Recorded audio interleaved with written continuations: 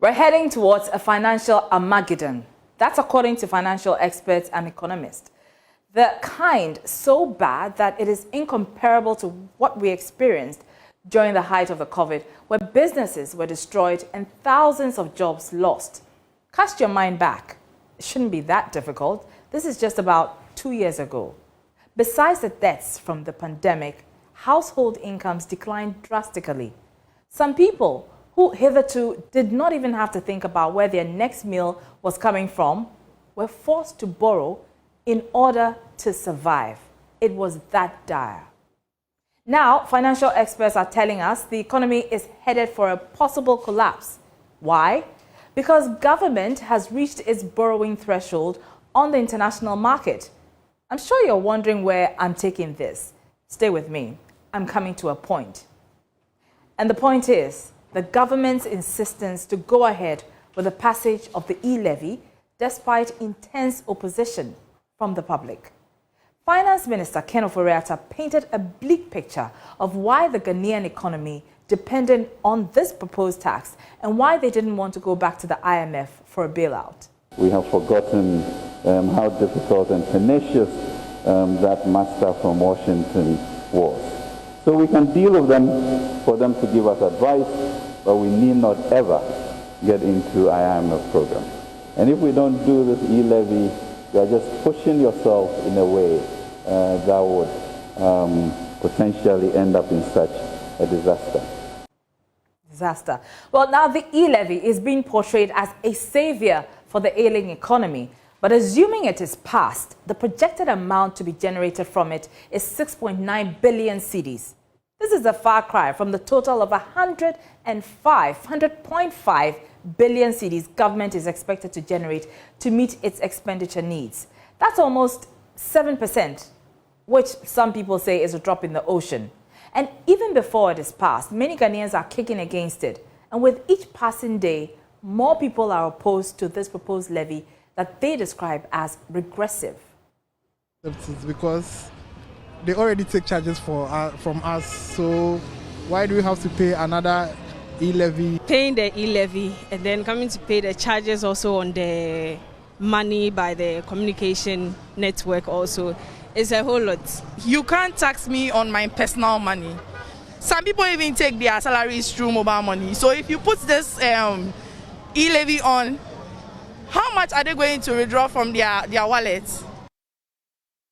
At a town hall meeting in Koforidua on the matter, government officials defended the levy and insisted it was a panacea badly needed to fix many of our developmental problems.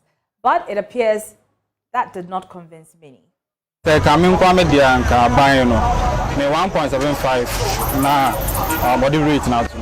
hoping the percentage will be reduced to 1.0%. The e-levy would affect our business as mobile money vendors. People will be forced not to transact with us, and that will make us unemployed.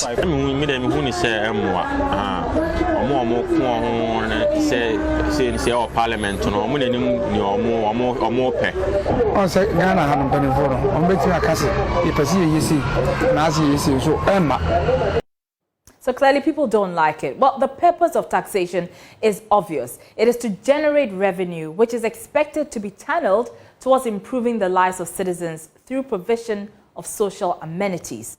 Over the years, we've had successive governments try and fail at widening the tax net.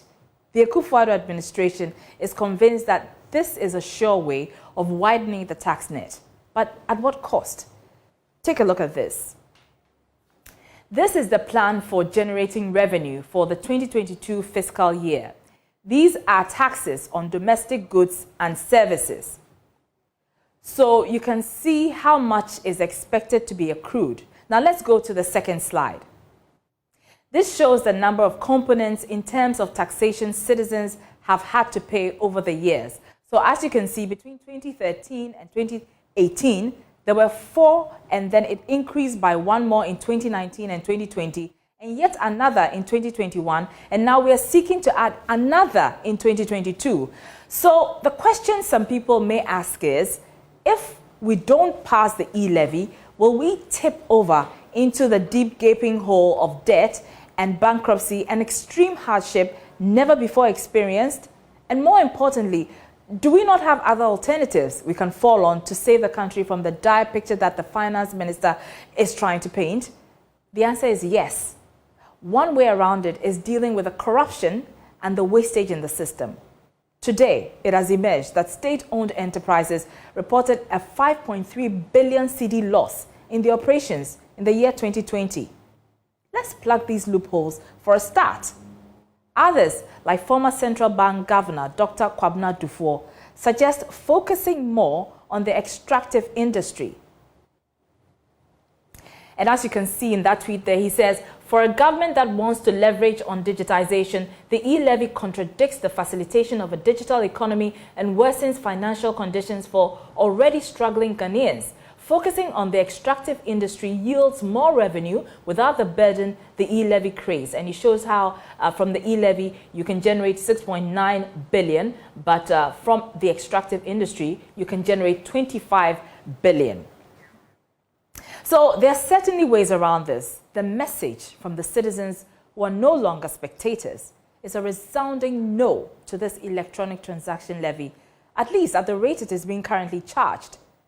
The question is, will government listen and re-examine this proposed tax so that the extremely poor, especially the poor, do not end up paying more than their fair share without reaping the benefits?